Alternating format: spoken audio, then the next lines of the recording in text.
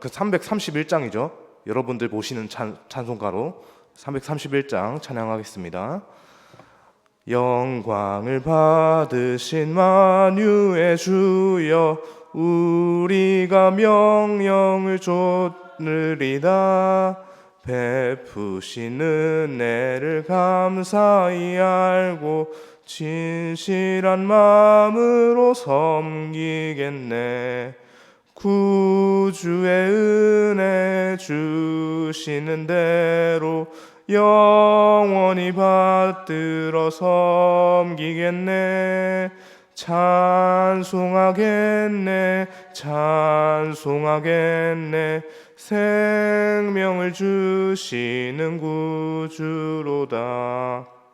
구주를 높이 잘 공경하여 온유한 마음으로 섬기리다. 주 예수 안에서 즐거워하며 충성을 다하여 섬기겠네.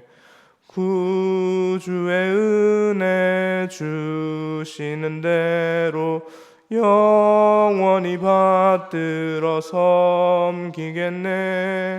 찬송하겠네, 찬송하겠네. 생명을 주시는 구주로다. 예수를 믿고서 늘 사랑하여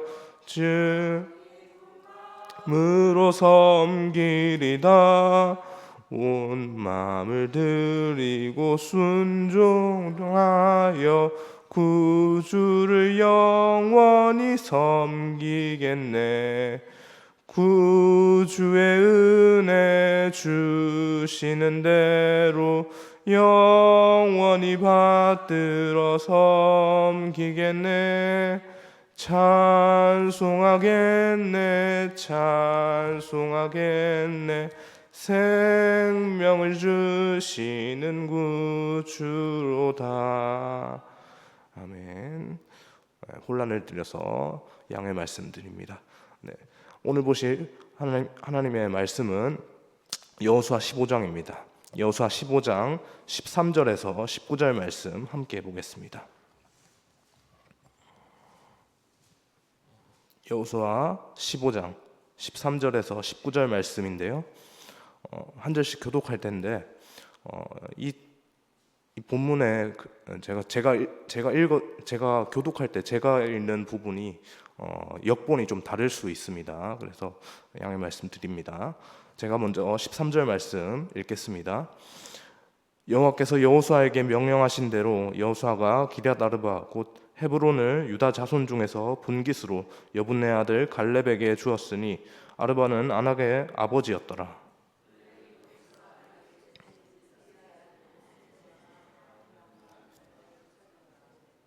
거기서 올라가서 드빌 주민을 쳤는데 드빌의 본 이름은 기럇 세벨이라.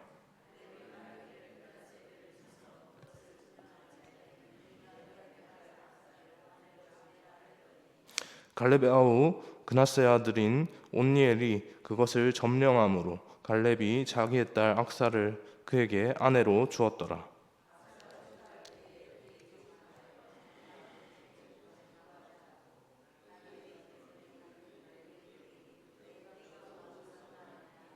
함께 보겠습니다. 이르되 내게 복을 주소서. 아버지께서 나를 네겝 땅으로 보내시오니 샘물도 내게 주소서 하매 갈렙이 윗샘과 아랫샘을 그에게 주었더라. 아멘. 어제 본문에 이어서 오늘 본문에도 계속해서 이제 갈렙이 등장을 합니다. 오늘의 이야기는 요단 서쪽 지역에 가나안 땅을 처음으로 분배받는 유다 지파의 기업을 기록하는 가운데 이제 이어서 나오는데요. 그런데 좀 이상한 점이 있습니다. 유다 지파가 나머지 아홉 지파 반 중에서 첫 번째로 기업을 분배받았다는 사실입니다. 여러분 아시다시피 유다는 이스라엘의 장자가 아닙니다. 이스라엘 누굽니까? 야곱 아닙니까? 야곱의 장자 생물학적인 야곱의 장자는 누구입니까? 첫째 아들 르우벤이 장자이죠. 유다는 야곱의 넷째 아들입니다. 이스라엘의 넷째 아들입니다. 그런데 유다가 장자의 유업을 받게 되었습니다. 왜 그럴까요? 왜 유다가 장자의 유업을 받게 되었을까요? 왜냐하면 장자인 르우벤은 아버지 야곱의 침상을 더럽혔기 때문이다라고 그렇게 성경에서 언급하고 있고요. 둘째와 셋째에 해당하는 시므온과 레위 이 두 사람은 동생 디나에 얽혀져 있는 사건으로 인해서 세겜 사람들을 속여서 잔혹하게 살해하는 그런 범죄를 저질렀기 때문입니다. 그래서 첫째와 둘째와 셋째 모두 이 세 사람 모두 결격 사유가 발생을 하니 자연스럽게 어떻게 됩니까? 장자권이 어디로 넘어옵니까? 넷째인 유다에게로 넘어오게 되는 것이죠. 그렇게 첫째, 둘째, 셋째를 넘어서 넷째인 유다로 장자권이 향하게 되었습니다. 창세기 49장 8절을 보면 야곱은 유다에게 이렇게 축복을 합니다. 유다야, 너는 내 형제의 찬송이 될지라. 내 손이 내 원수의 목을 잡을 것이요 내 아버지의 아들들이 내 앞에 절하리로다. 또 바로 이어지는 그 창세기 49장 10절 말씀에는요, 규가 유다를 떠나지 아니하며 통치자의 지팡이가 그 발 사이에서 떠나지 아니하기를 실로가 오시기까지 이르리니 그에게 모든 백성이 복종하리로다라고 그렇게 되어 있습니다. 이렇게 하나님께서 야곱을 통해서 유다에게 장자의 복을 약속을 하셨는데요. 그래서 이런 관점 속에서 먼저 유다 지파가 장자 지파로서 그렇게 가나안 땅의 서쪽 지역, 우리가 여호수아가 열심히 점령한 그 땅, 그 백성이 열심히 점령한 그 땅을 이제 처음으로 분배받게 됩니다. 그렇게 오늘 우리가 읽었던 본문 앞에 우리가 13절부터 읽었지 않습니까? 1절부터 12절의 내용, 15장 1절부터 12절은 유다가 분배받은 기업들의 이름이 등장을 하는데요. 유다 지파가 차지한 지역은 베델에서 브엘세바에 이르는 남방 지방입니다. 남부 지방을 유다가 차지하게 되었습니다. 여기에는 예루살렘과 베들레헴, 헤브론 등이 위치해 있는데요. 이 지역은 이스라엘 역사의 아주 중요한 중심지가 되는 지역입니다. 왜 그렇습니까? 이스라엘의 수도에 해당하는 예루살렘이 포함되어 있기 때문에 아주 중심적인 역할을 하는 지역인 것이죠. 그 외에 또 120개의 성읍들이 또 역사적인 중요한 무대가 되었습니다. 그런데 13절에서 15절 말씀을 보면 유다 지파의 기업을 기록하면서 어제 본문이었던 갈렙의 헤브론 사건을 다시 한번 기록하고 있는데요. 그 이유가 무엇 때문일까요? 무엇 때문에 하나님께서 14장에 등장했던 이 갈렙의 헤브론과 관련된 이 사건을 다시 한번 언급을 하시는 걸까요? 갈렙이 장자의 축복을 누리는 유다 지파의 대표자로서, 그 신앙인의 모델로서 그의 모습 가운데, 그 갈렙의 모습 가운데 앞장서서 순종하는 그 믿음이 있었다는 것을 강조하시기 위함인데요. 조금 전에도 말씀을 드렸지만 사실 유다 지파가 장자 지파가 될 수 있었던 이유가 서열상 넷째 아들이었기 때문에 첫째부터 셋째 아들이 결격 사유가 발생해서 자연스럽게 넷째 아들에게 장자권이 넘어온 것, 뭐 그런 이유도 있지만 그것만이 전부는 아닙니다. 창세기의 내용을 살펴보면요, 유다는 베냐민을 대신해서 애굽의 포로를 자처하는 모습을 보였습니다. 요셉과 관련된 그런 일화 아닙니까? 그때 베냐민이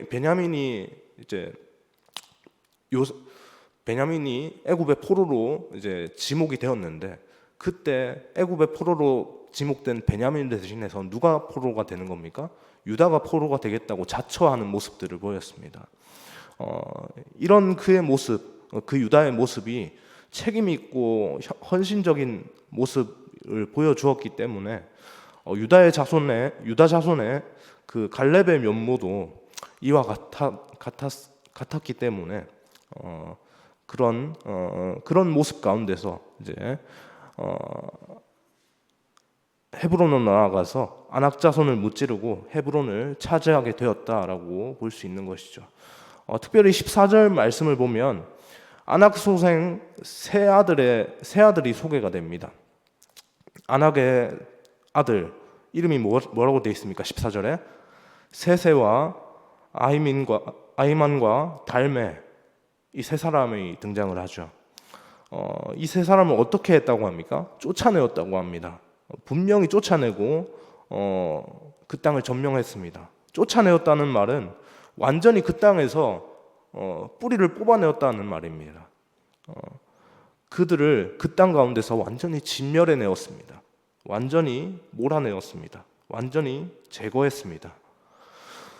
정말 힘든 싸움이고 도무지 자기 힘으로 물리칠 수 없을 것만 같던 사람들입니다. 왜 그렇습니까? 그 땅 사람들이 어제 본문에서 봤지만 심히 장대하고 아주 크기 때문에 도무지 이스라엘의 힘으로, 그 유다 지파의 힘으로 감당이 안 될 것 같은 그런 현실적인 그 싸움인데, 그것을 어떻게 했다는 겁니까?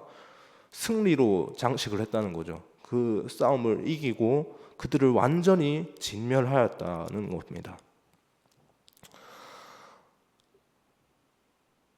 갈렙은 하나님을 온전히 의지하여서 그들을 다 물리칠 수 있었습니다. 갈렙의 발걸음은요, 헤브론 정복으로 끝나지 않았습니다. 15절 말씀을 보면 드빌이라고 하는 곳을 점령하지 않습니까? 드빌 역시 험준한 위치에 있어서 공격하기 어려운 난공불락의 성입니다. 아주 참 점령하기 어려운 곳이죠. 이곳을 갈렙이 마음에 두었습니다. 그런데 현실은 결코 녹록지 않았는데요. 오죽하면 갈렙이 이 드빌을 점령하는 사람에게 자신의 딸을 주겠다. 자신의 딸의 이름이 악사인데 이 악사를 주겠다라고 그렇게까지 말하기까지 하겠습니까? 그만큼 이 전투가 어렵다는 것이죠. 자신의 딸을 걸 만큼 그렇게 어렵다는 겁니다. 여러분, 갈렙이 왜 헤브론을 넘어서 그 어렵다 하는 그 드빌 지역까지 점령하려고 마음을 품었던 것일까요? 사실 갈렙에게 허락된 곳은 갈렙이 맨 처음에 하려고 했던 그 땅은 헤브론만입니다. 헤브론만 점령하면 됩니다. 드빌까지 굳이 안 가도 되는 것이죠. 헤브론 점령하고 그냥 거기서 만족하고 그 땅을 잘 정착해서 잘 살면 됩니다. 그러나 갈렙의 마음은 그곳을 향했습니다. 드빌을 향했습니다. 왜냐하면 드빌 또한 유다 지파에게 할당된 곳이었기 때문이죠. 그렇기 때문에 헤브론에 이어서 헤브론 점령하고 이 기세를 몰아서 드빌까지 책임지고 자신의 책임을 지고 그렇게 정복하고자 한 것입니다. 그리고 이 대업을 이루는 사람에게 자기 딸을 아내로 주겠다고까지 그렇게 약속을 하는데요. 이런 이야기의 상황들을 보면 참 자기 딸의 자기 딸을 그렇게 상품처럼 내걸듯이 그렇게 하나라고 좀 이해가 안 되는데, 이것은 당시 고대 근동 문화의 하나의 풍습이었던 것으로 보이고요. 그래서 그 풍습에 따라서 이 갈렙이 자신의 딸 악사를 이렇게 자신의 딸 악사를 차지한 사람에게 주겠다라고 했던 것으로 보입니다. 이때 누가 등장을 합니까? 이 상황 속에서 17절을 보면 갈렙의 아우 그나스의 아들 온니엘이 등장을 합니다. 갈렙과 온니엘의 관계 어떻게 되겠습니까? 갈렙의 조카 온니엘입니다. 갈렙의 아우의 아들이니까 갈렙과는 어떻게 됩니까? 조카와 삼촌의 관계가 되는 것이죠.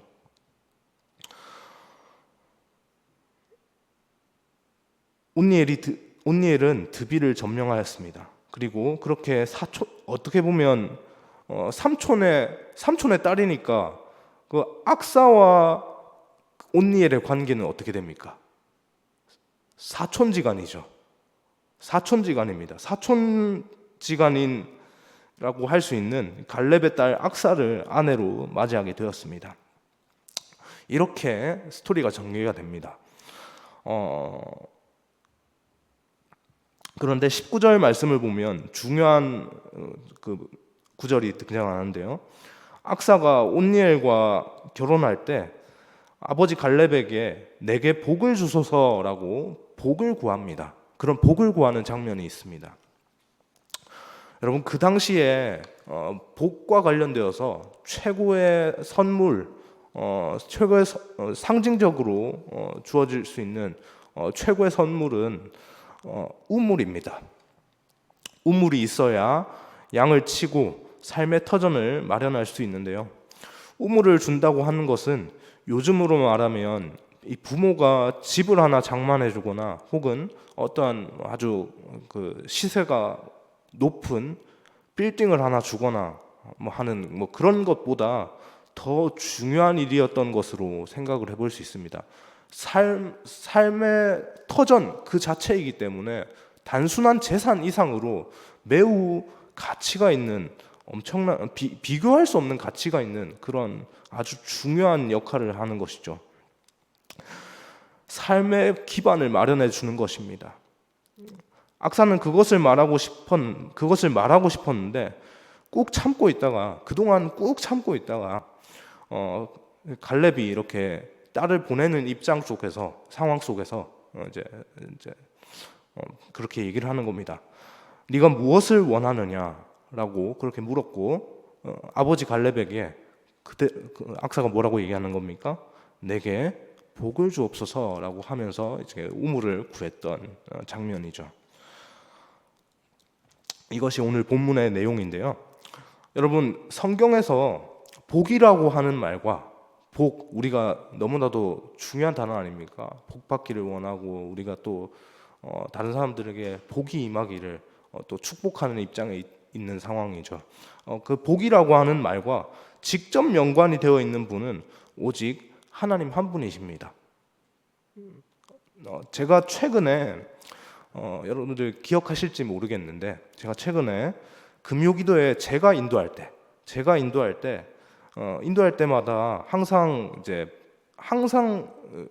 그 반복해서 들어갔던 선곡되었던 곡이 하나 있는데 사랑합니다 나의 예수님, 제가 반복적으로 제가 인도할 때마다 계속 불렀었습니다. 그 사랑합니다 나의 예수님의 그 후렴 가사를 여러분 아시죠? 후렴 가사, 사랑한다 아들아 내가 너를 잘 아노라, 사랑한다 내 딸아, 뭐라고 되어 있습니까? 내게 축복 더하노라 라고 되어 있습니다. 가사의 문맥으로 봤을 때 이 후렴 가사는 하나님께서 우리를 향해 말씀하시는 대목이라고 생각이 되어지는데요. 그런데 이 가사가 제 마음속에 부딪히는 느낌이 듭니다. 왜냐하면 방금 우리가 사랑한다 내 딸아 뭐라고 되어 있습니까? 내게 축복 더하노라 라고 했지 않습니까? 원래 가사가 그런데 여러분, 이게 누가 누구에게 말하는 거라고요? 하나님이 우리에게 말하는 거라고요. 하나님이 우리에게 말을 하는데 근데 뭐라고 되어 있습니까? 축복을 더하겠다라고 합니다. 축복을 더하겠다라고 하죠. 여러분, 축복은 한자어로 복을 빌어준다는 말입니다. 복을 주는데 복 받기를 원하는 마음으로 내가 빌게 라고 하는 말입니다. 여러분, 하나님께서 우리에게 복 주시기 위해서 복을 비셔야 합니까? 그렇지 않죠. 하나님께서는 그냥 하나님께서 갖고 계신 복을 그냥 우리에게 주실 수 있으신 분입니다.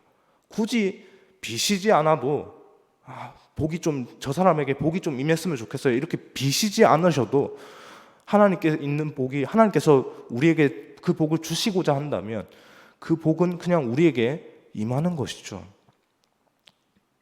반대로 말하면 복은 오직 하나님만 주실 수 있는 겁니다. 나머지 우리는 어떻습니까? 우리는 우리의 입장에서는 축복을 줄 수밖에 없습니다. 우리는 축복할 수밖에 없습니다. 왜냐하면 우리는 복을 줄 수 있는 어떠한 힘이 없기 때문이죠. 그렇기 때문에 우리는 하나님께, 하나님, 저 사람을 축복합니다, 저 사람에게 복을 내려주십시오, 축복합니다, 축복합니다, 하나님의 이름으로 축복합니다 라고 얘기할 뿐이지 우리는 복을 줄 수 없습니다. 직접적인 복을 줄 수 없습니다. 오직 복은, 진짜 복은 하나님만 그렇게 직접적으로 주실 수 있으신 것이죠.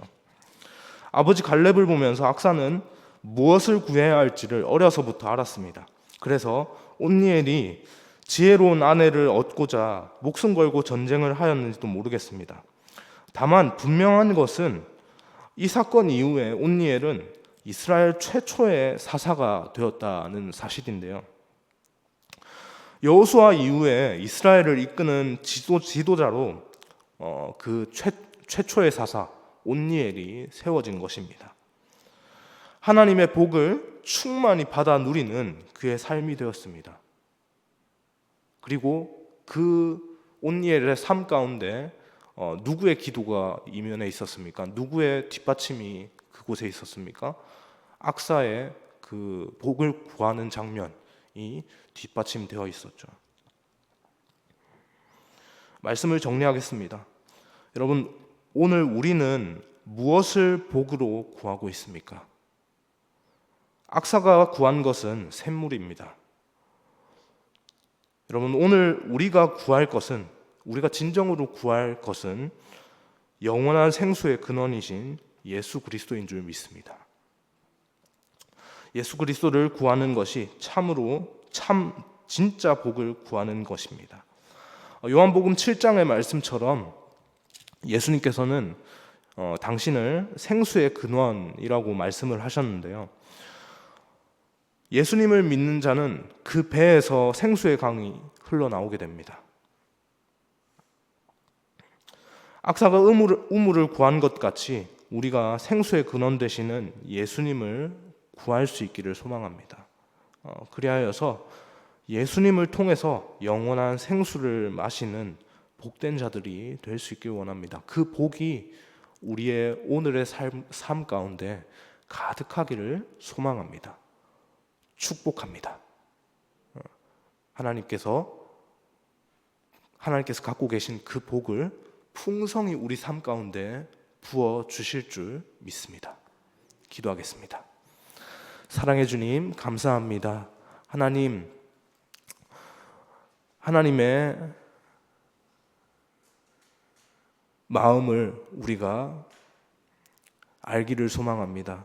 하나님의 마음은 그 사랑하는 자들이 복을 받고 하나님의 복을 따라 그 복된 길로 따라가는 것임을 하나님 우리가 기억하게 하여 주옵소서. 하나님, 그 복이 이미 우리를 향해 있는데 하나님, 우리가 그 복을 복으로 알지 못하고 하나님 삶 가운데서 그냥 이런 대로 저런 대로 그냥 될 대로 되라, 되는 대로 그렇게 살지 않도록 하여 주시고, 하나님, 날마다 주께서 우리 삶 가운데 허락하시는 복의 현장을 풍성하게 하나님께서 오늘도 나와 함께 하시고 나에게 이 복을 허락하여 주신다는 사실을 기억하며 하나님 앞에 감사기도 올려드리며 그 말씀에 순종하여서 세상을 살아가는 우리 모두가 되기를 주님 인도하여 주옵소서. 그 삶을 통해서 그렇게 하나님 말씀 따라서 살아가는 이 모든 우리의 삶의 모습을 통해서 하나님께만 영광 올려드리는 우리의 모습이 되게 인도하여 주옵소서. 감사합니다. 이 모든 말씀 살아계신 예수님의 이름으로 기도합니다. 아멘.